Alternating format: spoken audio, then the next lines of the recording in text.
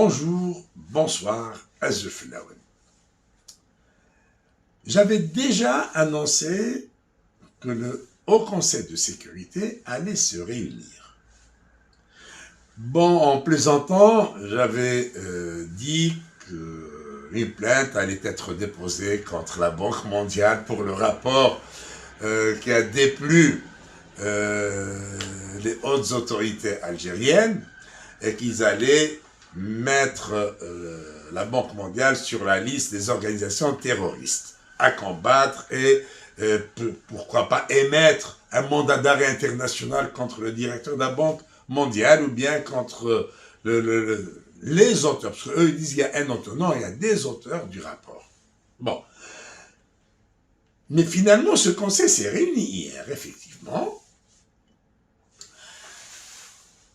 Mais, contrairement aux réunions précédentes, où on nous disait ce qui s'était discuté, ce qui a été décidé au cours de ce conseil, cette fois-ci, un communiqué laconique informant l'opinion publique que le Haut Conseil de sécurité s'est réuni sur la présidence du président de la République, chef des forces armées, ministre de la Défense, ça c'est pour faire long un petit peu dans le communiqué, pour étudier la situation sécuritaire dans le pays.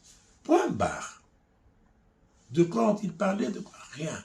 Les images montrées à la télévision, des images muettes et sans commentaire. Ça s'arrête là. Alors, il faudrait bien qu'on réfléchisse un petit peu. Pourquoi ce conseil s'est-il réuni?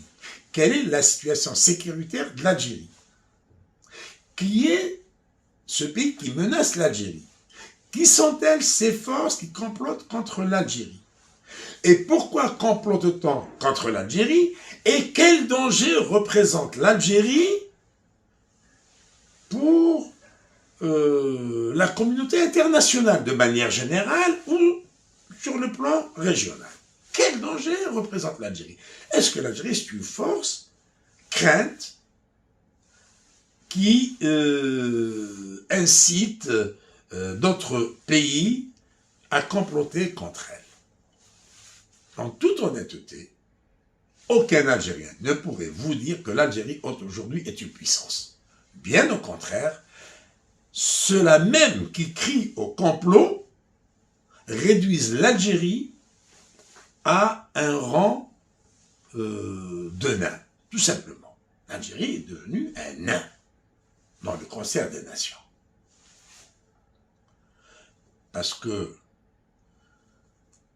continuer à chialer et à ruer dans les brancards et à crier au loup à chaque coin de rue, ce n'est guère honorable pour un État comme l'Algérie.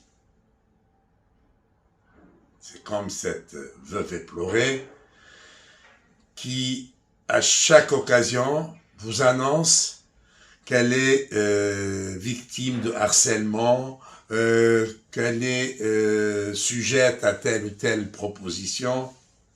L'Algérie n'est pas ça. À lire l'éditorial de la revue Le Djish, qui appelle à la mobilisation générale, on ne sait pas pourquoi d'ailleurs. Pourquoi cette mobilisation générale? Est-ce qu'il y a un danger? Et qu'on nous le dise, qu'on nous montre d'où vient le danger. On nous dit l'ennemi marocain. Oui, l'ennemi marocain, dites-nous ce qu'il a fait, on va le combattre. On va l'éliminer.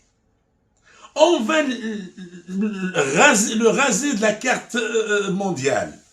Mais dites-nous ce qu'il a fait, cet ennemi marocain. Alors, un conseil qui se réunit sans dire pourquoi il s'est réuni, sans révéler son ordre du jour, ça laisse perplexe. Et ça ouvre la voie à toutes les supputations et à toutes les spéculations.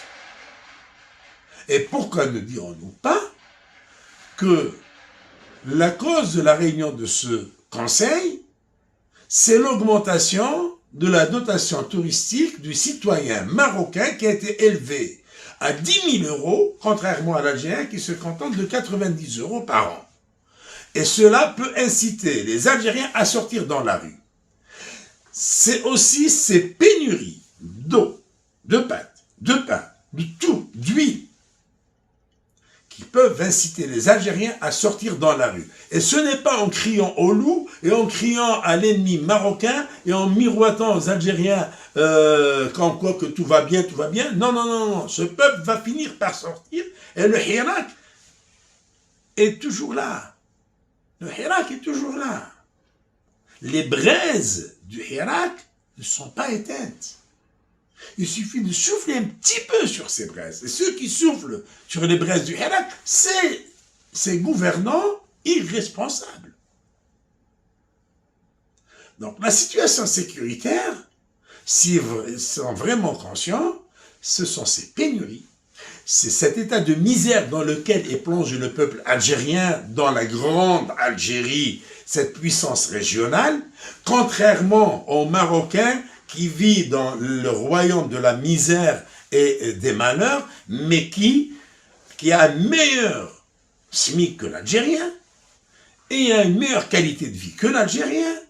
Et si on a fermé les frontières pour que l'Algérien ne voit pas comment est devenu Oujda, comment est devenu Saïdia, comment est devenu Casablanca ou Rabat, en fermant les frontières, en coupant tout contact, eh bien, il y a l'Internet, il y a le Facebook, il y a YouTube, et puis, jusqu'à quand on va continuer à cacher notre misère? C'est vrai, l'Algérie est un pays riche, mais le peuple algérien est un peuple pauvre. Et quand il ose dire « aïe, j'ai mal », on l'emmène en prison. Il n'a pas le droit de dire qu'il a mal. Souvenez-vous de ce citoyen qui parlait de la victoire de l'équipe algérienne de football en Coupe arabe, qui disait « mes enfants ont défilé jusqu'à 4 heures du matin, ils étaient contents de la victoire finale, mais moi à 6 heures du matin je suis sorti faire la queue pour acheter du lait ». Ben ce monsieur, on est venu l'arrêter. Eh oui, ils sont venus l'arrêter chez lui parce qu'il a dit, il ne faut pas dire qu'il a mal, il ne faut pas dire qu'il y a problème, il ne faut pas le dire. Tout va très bien, madame la marquise. Voilà. Tout ce que nous souhaitons, c'est que cette bande qui est au pouvoir dégage le plancher le plus tôt possible. Merci de votre attention et au revoir.